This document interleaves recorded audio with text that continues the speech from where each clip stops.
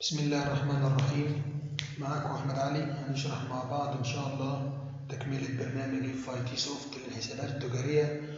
وزي ما انتم متابعين معانا إن شاء الله أخذنا الأصناف والتوريدات. النهاردة هنبدأ في المبيعات، ودي صفحة الكاشير الباقي اللي انت بتبيع منها. دي صفحة المبيعات. تختار اسم العميل وليكن أحمد فتحي. نوع العملية كاش ولا آجل. بيع بسعر الجملة لو تحب، لو عايز يعني.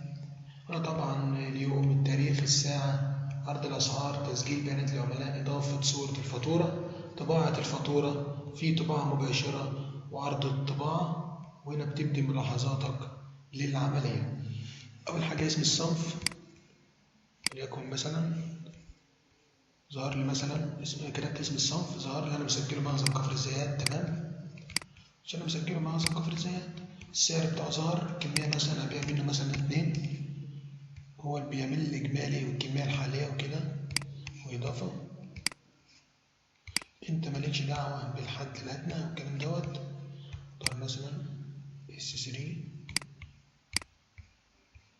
الكمية مثلا وليكن 2، إضافة S5 وليكن مثلا آخد كمان 3،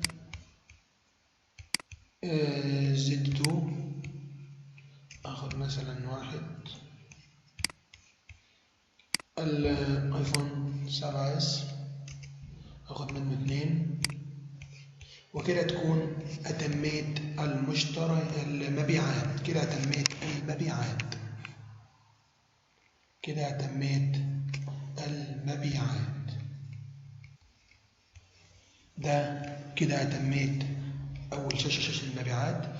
هعمل مثلا هبدأ مثلا لو هعمل خصم، مثلا يا إما قيمة يا إما نسبة. لو قيمة مثلا، لو أنت مثلا ناوي تعمل قيمة هتديله مثلا 3000 خصم مثلا يعني، هيديك بعد الخصم والمدفوع والباقي. طب لو أنا عملت العملية آجلة، تلقائي بيحولها لي هنا والمدفوع 0. وليكن مثلا هو هيدفع مثلا، هو عليه 48,339.6، هيدفع مثلا منهم 30,000 وهياخد خصم 3000 مثلا، وهيتباع عليه 15,339. ده لو مديله خصم قيمة. ده لو مديله خصم نسبة على التوتال كله، هيبقى الخصم مثلا يكون 10%. طبعا بيعدل لي هنا وبيعدل لي هنا، والمدفوع ده ثابت. وهعمل حفظ الفاتورة. يبقى أنا كده انتهيت من الفاتورة اللي فاتت. وأنا تلقائي جايب لك رقم الفاتورة 3. نخش تاني على المبيعات. في حذف وتعديل على المبيعات. أنا مثلا العميل أحمد فتحي اللي أنا بتعامل معاه، أعمل عرض، دي الفاتورة اللي ظهرت. لو أنا عايز أعمل حذف للفاتورة كاملة تتعمل من هنا، هوريها لكم بعد ما أخلص. ودي مثلا عرض فاتورة، تعرض الفاتورة تعدل فيها. تعمل مثلا أنت عايز تشيل S3، عايز تخلي مثلا كمية واحدة، هتعمل عرض الفاتورة اللي تعدل فيها دوت. مثلا S3 مثلا S3. هتعمل مثلا عايز تحذف، تحذف مثلا، تعمل حذف. ثواني، كونتينيو، حذف الصنف. كده تم حذف الصنف. هعمل حفظ التعديلات. تمام، كده انتهيت. هعمل عرض وطباعة المبيعات. المبيعات اللي انا بعتها للعميل احمد فتحي، تلقائي بيظهر لك.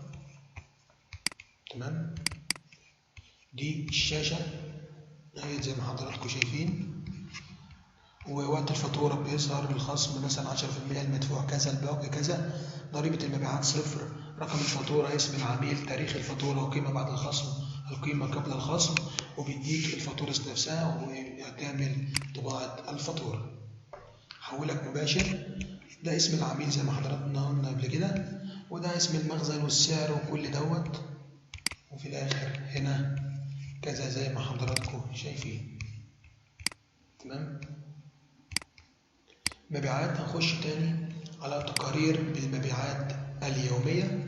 تقارير المبيعات اليومية، وليكن ناخد اسم الكاشير. أنا مثلا نعمل عرض كل الفترات، عرض دوت مثلا كده. لو هنعمل طباعة كطباعة هتطبع مباشر المبيعات اليومية، وهي حولها كالمبيعات. هي اسم الكاشير، اسم الشركة، البضاعة المباعة بسعر البيع، ومرتجعات مفيش، مبيعات كذا، صافي الإجمالي عدد المبيعات 3 المعنى. تمام. وكده نكون انتهينا من تقارير بالمبيعات اليومية. وفي حلقة تانية إن شاء الله هناخد بيانات العملاء لحد حسب خصومات العملاء. والسلام عليكم ورحمة الله وبركاته. كان معكم أحمد علي، والسلام عليكم ورحمة الله.